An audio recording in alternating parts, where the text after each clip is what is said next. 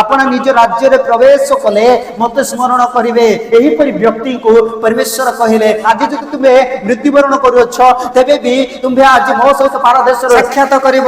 ଏ ସ୍ଥାନରେ ଆମେ ଦେଖିପାରୁଅଛୁ 43 ପଦରେ ଲେଖାଯାଏ ସେଥିରେ ସେ ତାହାଙ୍କୁ କହିଲେ ମୁଁ ସତ୍ୟ କହୁଅଛି ଆଜି ତୁମେ ମୋହର ସହିତ ପାରଦେଶରେ ଉପସ୍ଥିତ ହେବ। ହାଲେଲୁୟା।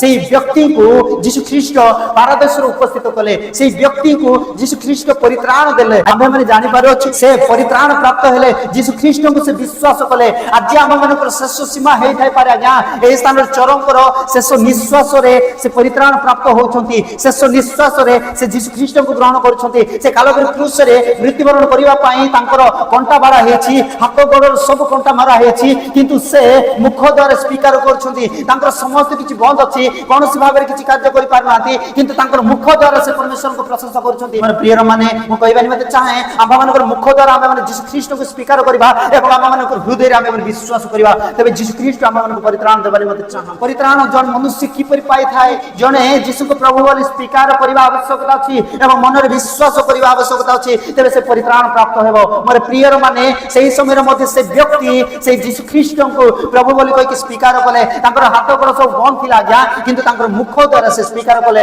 ମନରେ ବିଶ୍ୱାସ କଲେ। ତେଣୁ ମୁଁ କହିବା ନିମନ୍ତେ ଚାହେଁ ଏହି ସ୍ଥାନରେ ଆପଣମାନଙ୍କର ବି ସମୟ ନଥିବ ଆଜ୍ଞା, ଶେଷ ସୀମାରେ ଆପଣମାନେ ଥିବେ ଆଉ ଶଯ୍ୟାଗତ ହୋଇକି ଥିବେ, ଆପଣମାନେ ଶୋଇଥିବେ, ଆପଣମାନେ ସେଇ ଖଟଟାରୁ ଉଠୁନଥିବେ, ଆପଣମାନେ ହୁଇଲ ଚେୟାରଟାରୁ ଉଠୁନଥିବେ, ଆପଣମାନେ ଚାଲି ପାରୁନଥିବେ, ଆପଣମାନେ ବଙ୍କୁଳି ବାରି ଧରି ବୁଲୁଥିବେ, ଆପଣମାନେ ବୃଦ୍ଧ ହେଇଥିବେ, ଆପଣମାନେ କୌଣସି ଭାବରେ କାର୍ଯ୍ୟ କରିପାରୁନଥିବେ, ଆପଣମାନେ କଥା କହିପାରୁନଥିବେ, ଆପଣମାନଙ୍କର ଚକ୍ଷୁ ଦେଖିପାରୁନଥିବ।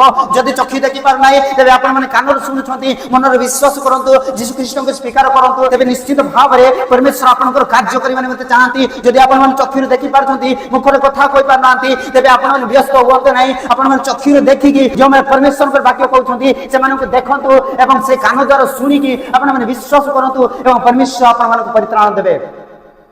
ଆପଣମାନଙ୍କୁ ପରିତ୍ରାଣ ପାଇବା ପାଇଁ ହେଲେ କୌଣସି ଭାବରେ କ୍ୱାଲିଫିକେସନ ଆବଶ୍ୟକତା ନାହିଁ। ଆପଣମାନେ ପରିତ୍ରାଣ ପାଇବା ପାଇଁ ହେଲେ କୌଣସି ଭାବରେ ଆପଣମାନଙ୍କୁ ଡିଗ୍ରୀ ଆବଶ୍ୟକତା ନାହିଁ। ପରିତ୍ରାଣ ପାଇବା ପାଇଁ ହେଲେ କୌଣସି ଭାବରେ ଆପଣମାନଙ୍କୁ ଯୁବା ହେବା ପାଇଁ ଆବଶ୍ୟକତା ନାହିଁ। କୌଣସି ଭାବରେ ଆପଣମାନେ ୟଙ୍ଗ ହେବା ପାଇଁ ଦରକାର ନାହିଁ। ଯଦି ପୋଲିସରେ ଜଏନ୍ କରିବେ ଆଜ୍ଞା ସେମାନଙ୍କ ପାଇଁ ଫିଟନେସ୍ ଦରକାର ହେଉଛି।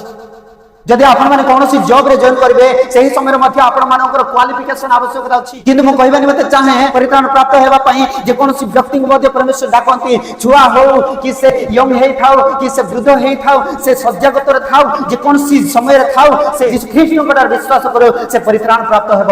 ଯଦି ସେ ଯୀଶୁ ଖ୍ରୀଷ୍ଟଙ୍କଠାରେ ବିଶ୍ୱାସ କରୁଅଛି ତେବେ ସେ ପରିତ୍ରାଣ ପ୍ରାପ୍ତ ହେବ। ସେଇଥିପାଇଁ ସେଇ ବ୍ୟକ୍ତିଙ୍କୁ ମଧ୍ୟ ଆମ୍ଭେମାନେ ଜାଣୁନାହୁଁ ଆଜ୍ଞା ସେ ଶେଷ ସମୟରେ କିପରି ଭାବରେ ସ୍ମରଣ କଲେ ଯୀଶୁ ଖ୍ରୀଷ୍ଟଙ୍କୁ, ତାପରେ ସେ ପରିତ୍ରାଣ ପ୍ରାପ୍ତ ହେଲେ। ସେ ଶେଷ ନିଶ୍ୱାସରେ ସେ ବିଶ୍ୱାସ କରି ପରିତ୍ରାଣ ପ୍ରାପ୍ତ ହେଲେ। ଆଜି ଆପଣମାନେ ଶେଷ ନିଶ୍ୱାସରେ ଯଦି ଅଛନ୍ତି ପ୍ରାର୍ଥନା କରନ୍ତୁ, ଯୀଶୁ ଖ୍ରୀଷ୍ଟଙ୍କଠାରେ ବିଶ୍ୱାସ କରନ୍ତୁ। ସେ ହିଁ ଏକମାତ୍ର ଉଦ୍ଧାରକର୍ତ୍ତା, ସେ ହିଁ ଆମ୍ଭମାନଙ୍କୁ ପରିତ୍ରାଣ ଦେବା ପରମେଶ୍ୱର, ସେ ହିଁ ଆମମାନଙ୍କୁ ସ୍ୱର୍ଗ ରାଜ୍ୟରେ ସ୍ଥାନ ଦେବ। ପ୍ରିୟମାନେ ସେଇଥିପାଇଁ ଆସନ୍ତୁ ଆମ୍ଭେମାନେ ବିଶ୍ୱାସ କରିବା ସେଇ ବ୍ୟକ୍ତିଙ୍କ ପରି ଆମମାନଙ୍କର ମନର ହୃଦୟରେ ପ୍ରଭୁଙ୍କୁ ବିଶ୍ୱାସ କରିବା, ଯୀଶୁ ଖ୍ରୀଷ୍ଟଙ୍କୁ ବିଶ୍ୱାସ କରିବା, ତେବେ ଯୀଶୁ ଖ୍ରୀଷ୍ଟ ନିଶ୍ଚିତ ଭାବରେ ଆମମାନଙ୍କୁ ପରିତ୍ରାଣ ଦେବେ। ସେହି ପରିତ୍ରାଣ ପ୍ରାପ୍ତ ହେବା ନିମନ୍ତେ ହେଲେ ଆମ୍ଭମାନଙ୍କୁ ତାହାଙ୍କଠାରେ ବିଶ୍ୱାସ କରିବାର ଅଛି। ତାହାଙ୍କଠାରେ ବିଶ୍ୱାସ କଲେ ସେ ଆମ୍ଭମାନଙ୍କୁ ପରିତ୍ରାଣ ଦେବେ। ସେଇଥିପାଇଁ ଆମ୍ଭେମାନେ ସୁନିଶ୍ଚିତ ଭାବରେ ତାହାଙ୍କଠାରେ ବିଶ୍ୱାସ କରିବା ଆବଶ୍ୟକତା ଅଛି। ଆଉ ଯଦି ଆଜି ପର୍ଯ୍ୟନ୍ତ ଆମ୍ଭେମାନେ ଯଦି ଯୀଶୁ ଖ୍ରୀଷ୍ଟଙ୍କୁ ଜାଣିନାହୁଁ, ଆମ୍ଭେମାନେ ବୃଦ୍ଧ ହେଇଥାଉ, ଆମ୍ଭେମାନେ ଶଯ୍ୟାଗତରେ ରହିଥାଉ, ଆମ୍ଭେମାନେ ଯେକୌଣସି ସ୍ଥାନରେ ଥାଉ, ଆମ୍ଭମାନଙ୍କର ମୁଖରେ ବାକ୍ୟ ନ ବାହାରୁ କିନ୍ତୁ ଆମ୍ଭେମାନେ କାନ ଦ୍ୱାରା ଶୁଣିବା, ଆମ୍ଭମାନଙ୍କର ଚକ୍ଷୁ ନ ଦେଖୁ କିନ୍ତୁ ଆମ୍ଭେମାନେ କାନ ଦ୍ୱାରା ଶୁଣିବା, ଆମ୍ଭମାନଙ୍କର ହୃଦୟରେ ବିଶ୍ୱାସ କରିବା, ମୁଖ ଦ୍ୱାରା ସ୍ୱୀକାର କରିବା, ପରମେଶ୍ୱର ଆମ୍ଭମାନଙ୍କୁ ନିଶ୍ଚିନ୍ତ ଭାବରେ ପରିତ୍ରାଣ ଦେବେ। ସେହି ପରିତ୍ରାଣକୁ ଯଦି ଆମ୍ଭେମାନେ ପାଇବା ନିମନ୍ତେ ଚାହୁଁଛୁ ମୋର ପ୍ରିୟମାନେ, ତେବେ ଯୀଶୁ ଖ୍ରୀଷ୍ଟଙ୍କ ନିକଟକୁ ଆସନ୍ତୁ।